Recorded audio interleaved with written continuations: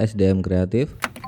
Saya rasa banyak yang sudah tahu bahwa BEI akan meluncurkan short selling di semester 2 tahun 2024 atau paling lambat pada bulan Oktober depan.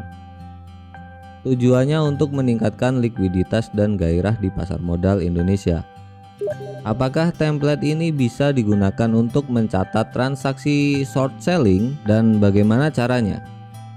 Konsep short selling sudah banyak dibahas oleh media-media.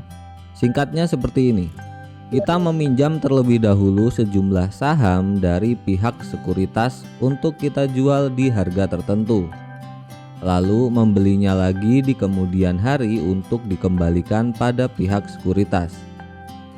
Demo kali ini saya akan lebih membahas pada cara jurnalnya. Jika Anda ingin tahu lebih jelas mengenai konsep short selling, Anda bisa menonton videonya Jonathan Tamrin yang ini. Ketika melakukan short, Anda bisa mencatatnya seperti ini.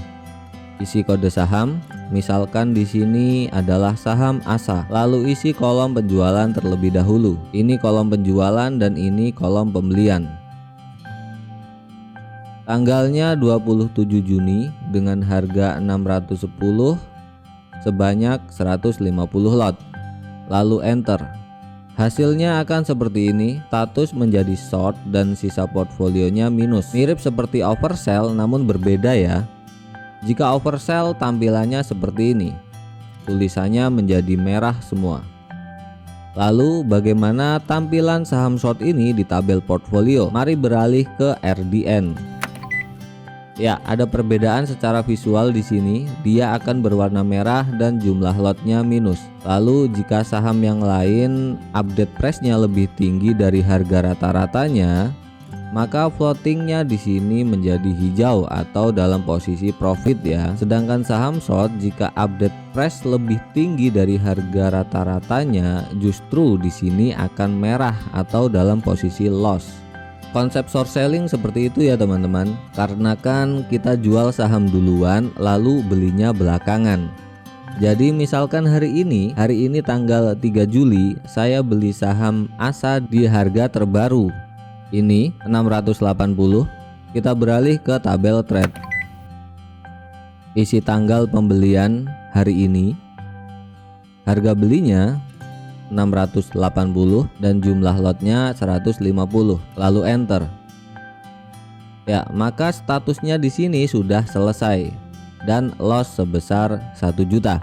Kemudian di tabel portfolio saham ASA sudah tidak ada. Mungkin di antara kalian ada yang masih bingung seperti tetangga saya yang bertanya, kenapa setelah pembelian kok kita malah nggak punya sahamnya di dalam portfolio? Ya, karena sudah otomatis dikembalikan ke sekuritas. Short selling itu kan konsepnya kita pinjam dulu saham dari sekuritas untuk kita jual. Lalu kita membelinya dan kembali lagi ke sekuritas atau broker. Gitu ya teman-teman, semoga tetangga saya paham akan hal ini.